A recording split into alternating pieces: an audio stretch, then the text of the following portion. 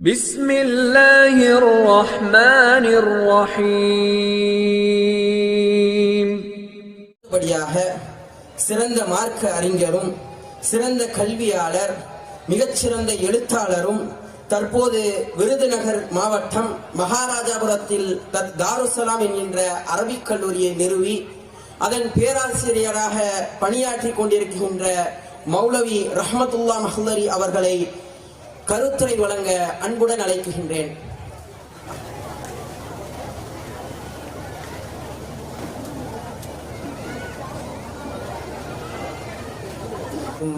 வரஹ்மத்துல்லாஹி தஆலா வ பரகாத்துஹு.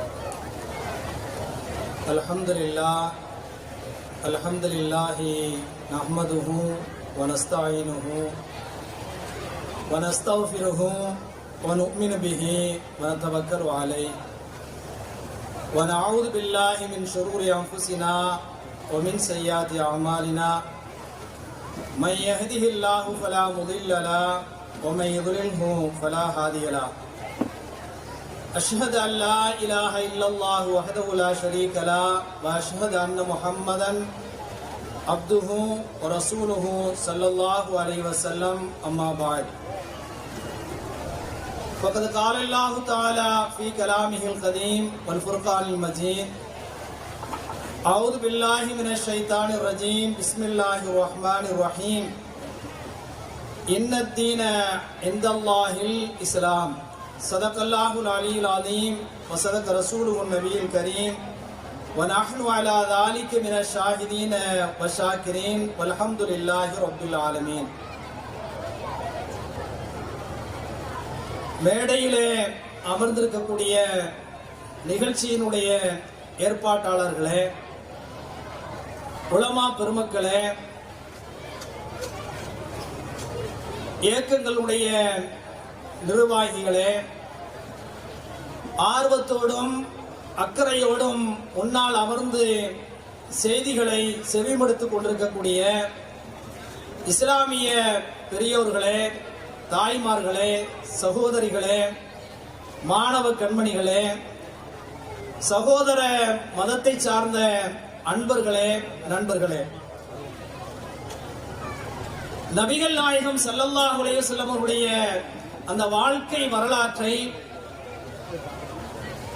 வெறுமனே புகழ்பாக்கள் அப்படிங்கிற லெவலை தாண்டி அவருடைய வாழ்க்கை வரலாற்றை மக்களுக்கு மத்தியிலே கொண்டு சேர்த்து ஒரு நல்ல உம்மாவை, சமூகத்தை கட்டமைப்பதற்காக வேண்டி இந்த ஏற்பாட்டாளர்கள் செய்திருக்கிறார்கள்.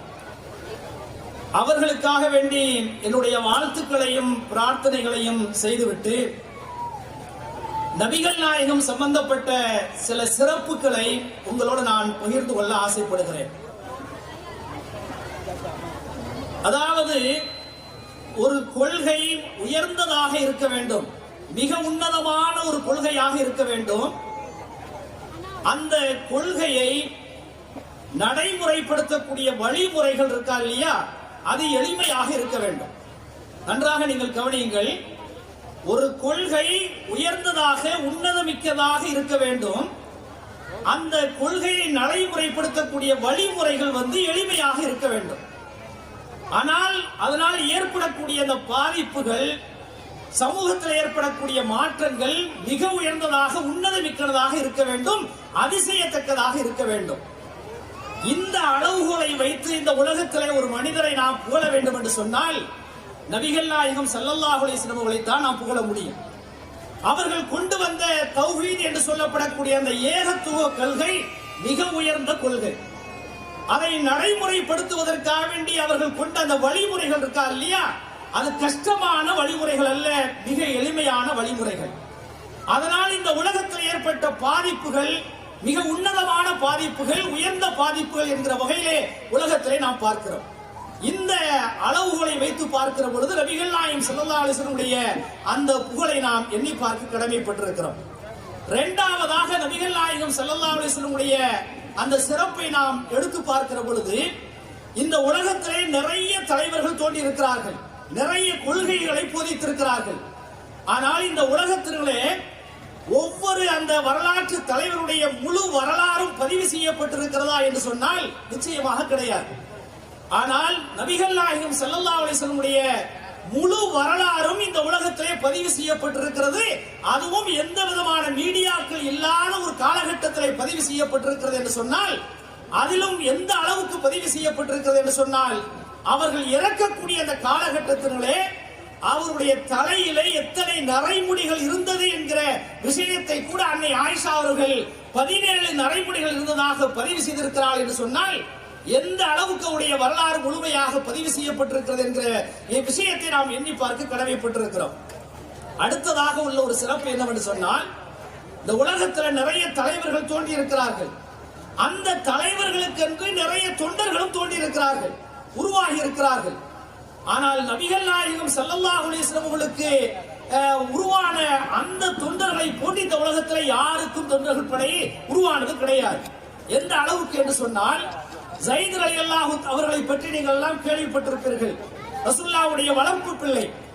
அவர் எந்த வகையிலே ரசூலுல்லாஹ்விடத்திலே வந்து சேர்ந்தார்கள் என்று சொன்னால், ஒரு போரிலே கைதியாக பிடிக்கப்பட்டு, அந்த அடிமையாக பிடிக்கப்பட்டு கதீஜாவின் மூலமாக ரசூலுல்லாஹ்வுக்கு அன்பளிப்பு கொடுக்கப்பட்டவர்கள். ஒரு கட்டத்திலே அந்த ஸைதுடைய தந்தை தன்னுடைய மகனை காணவில்லை என்று தேடிக்கொண்டிருக்கிறார். இறுதியில அவர் வந்து ரசூல் ஸல்லல்லாஹு அலைஹி வஸல்லம் இடத்துல வந்து இருக்கிறார் என்ற செய்தியை கேள்விப்பட்டு ரசூலுல்லாஹ்வுடைய சபைக்கு வருகிறார். அப்படி வந்து இவர் என்னுடைய மகனை இடத்துல ஒப்படைத்து விடுங்கள் என்பதாக சொன்ன அந்த நேரத்திலே ரசூல் ஸல்லல்லாஹு அலைஹி வஸல்லம் சொல்கிறார்கள், தாராளமாக அழைத்து விட்டு செல்லுங்கள். ஆனால் நான் வந்து சொல்வதை விட உங்களுடைய மகனிடத்திலே கேளுங்கள்.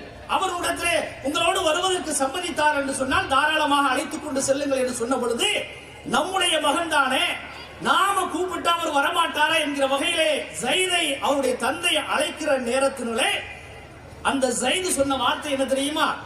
நீங்கள் என்னை பெற்றெடுத்தீர்கள், உங்கள் மீது பாசம் இருக்கிறது, என் மீது எனக்கு பாசம் இருக்கிறது, இருந்தாலும் கூட ரசூலுல்லாஹ்வோடு நான் இருப்பதற்கு நான் ஆசைப்படுகிறேன். எப்ப ரசூலுல்லாஹ்வோடு நீ இருந்தா அடிமையாகத்தான் இருக்க வேண்டும், வேலைக்காரனாகத்தான் இருக்க வேண்டும். என்னோடு வந்து விட்டாய் என்று சொன்னால் உனக்கு எல்லா விதமான சுகங்களையும் இன்பங்களையும் வசதி வாய்ப்புகளையும் செய்து தருகிறேன் என்று சொன்ன பொழுது நான் ரசூலுல்லாஹ்வோடு தான் இருப்பேன் என்பதாக சொல்லி காட்டுகிறார். அவர் கோபம் வந்து ஸைதுடைய தந்தை சொல்லுகிறார், கோபம் வந்து சொல்லி காட்டுகிறார், அப்படி என்னப்பா அவரிடத்துல நீ பார்த்த அப்படின்னு சொல்ற சமயத்திலே இந்த உலகத்திலே எந்த மனிதனிடத்திலையும் பார்க்காத ஒரு மக்காரிமுல் அஹ்லாக்கை, சிறந்த பண்பாடுகளை, ஒழுக்கங்களை நபிகள் நாயகம் ஸல்லல்லாஹு அலைஹி வஸல்லம் நான் பார்க்கிறேன் என்பதாக அந்த ஸைது சொல்லி கடைசியிலே தன்னுடைய மகனை விட்டு தனியாக செல்ல வேண்டிய ஒரு சூழல் தான் உருவாடும். அப்ப அந்த அளவுக்கு மிகச்சிறந்த ஒரு தொண்டர் படையை, சஹாபாக்கள் என்று சொல்லப்படக்கூடிய தோழர்களை நபிகள் நாயகம் ஸல்லல்லாஹு அலைஹி வஸல்லம் உருவாக்கி விட்டு சென்றிருக்கிறார்கள். இப்படியாக ரசூலுல்லாஹ்வுடைய அந்த சிறப்பை நாம் சொல்லிக்கொண்டே செல்லலாம். இந்த சிறப்பை வெறுமனை சொல்லிக்கொண்டு செல்வதற்காக வேண்டி இந்த விழா ஏற்பாடு செய்யப்படவில்லை. மாறாக பொதுவாக ரசூலுல்லாஹ்வுடைய அந்த மாதம் பிறந்து விட்டது என்று சொன்னால் அவர்கள் மீது அர்த்தம் தெரியாமல் புகழ் மாலை பாடுவதோடு நம்முடைய சமூகம் நின்று விடுகிறது. அதை தாண்டி ரசூலுல்லாஹ்வுடைய வரலாற்றை படிக்க வேண்டும். இதே போல ரசூலுல்லாஹ்வை தன்னுடைய ரோல் மாடலாக கொள்ள வேண்டும் என்கிற வகையில் தான் குர்ஆன் நமக்கு இறக்கப்பட்டது. அல்லாஹ் சொல்லி காட்டுகிறான், உண்மையிலேயே நீங்கள் நபிகள் நாயகம் ஸல்லல்லாஹு அலைஹி வஸல்லம் மீது, அல்லாஹ்வின் மீது நீங்கள் பிரியம் கொண்டவர்களாக இருந்தீர்கள் என்று சொன்னால் ரசூலுல்லாஹ்வுடைய அந்த வழிமுறையை பின்பற்றுங்கள்.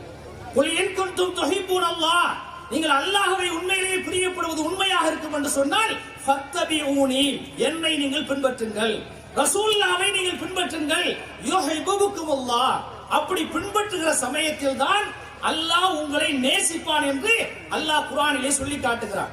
அந்த அடிப்படையில சமூகத்தை கட்டமைக்க வேண்டும் என்கிற வகையில் தான் இந்த நிகழ்ச்சி ஏற்பாடு செய்யப்பட்டிருக்கிறது. அந்த நிகழ்ச்சி ஏற்பாட்டாளர்களுக்கு என்னுடைய வாழ்த்துக்களை நான் தெரிவித்துக் கொள்கிறேன். ஆனால் சமூகத்திலே நடைமுறையில் எவ்வாறு இருக்கின்ற அந்த ஒரு பரிதாபமான ஒரு செய்தி இந்த இடத்துல நான் பதிவு செய்ய கடமைப்பட்டிருக்கிறேன். அறிஞர் இப்னுல் கய்யிம் அவர்கள் ஒரு செய்தியை மாத்திரம் நான் சொல்லி முடித்துக்கிறேன். அறிஞர் இப்னுல் கய்யிம் அவர்கள் சொல்லி காட்டுகிறார்கள், அதாவது இந்த உலகத்துல சமூகத்தில் உள்ள ஆட்கள் வந்து ரசூலுல்லாஹ் மேல வந்து ஸலவாத்து சொல்றது இருக்கா இல்லையா, ஸலவாத்து சொல்வது 100% இருக்கிறது, இந்த சமூகத்தில் இருக்கிறது. அதே சமயத்தில் ஜியாரத் என்று சொல்லப்படக்கூடிய ரசூலுல்லாஹ்வுடைய அந்த கபரை மன்னரையை தரிசிக்கக்கூடிய அந்த ஜியாரத் இருக்கா இல்லையா, இது 80% இருக்கிறது.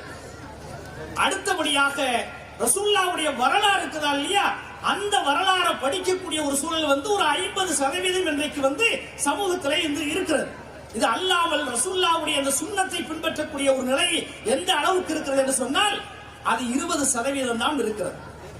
அதையும் தாண்டி ரசூலுல்லாஹ்வை தன்னுடைய ஒவ்வொரு நடவடிக்கைகளிலும் ரோல் மாடலாக உசுவத்தாக கொள்ளக்கூடிய அந்த தன்மை வெறும் 10% தான் இருக்கிறது.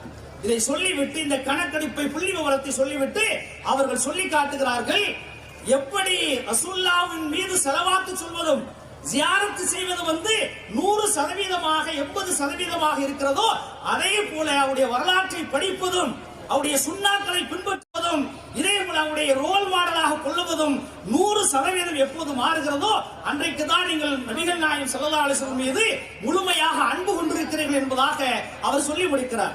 அந்த மாதிரியான ஒரு சூழலை உருவாக்குவதற்காக வேண்டித்தான் இந்த விழா ஏற்பாடு செய்யப்பட்டிருக்கிறது. அந்த விழா ஏற்பாட்டாளர்களுக்கு என்னுடைய வாழ்த்துக்களையும் பிரார்த்தனைகளையும் சொல்லி என்னுடைய வார்த்தைகளை நான் முடிக்கிறேன். வாஹிர் தாவானா அல்ஹம்துலில்லாஹி ரப்பில் ஆலமீன். அஸ்ஸலாமு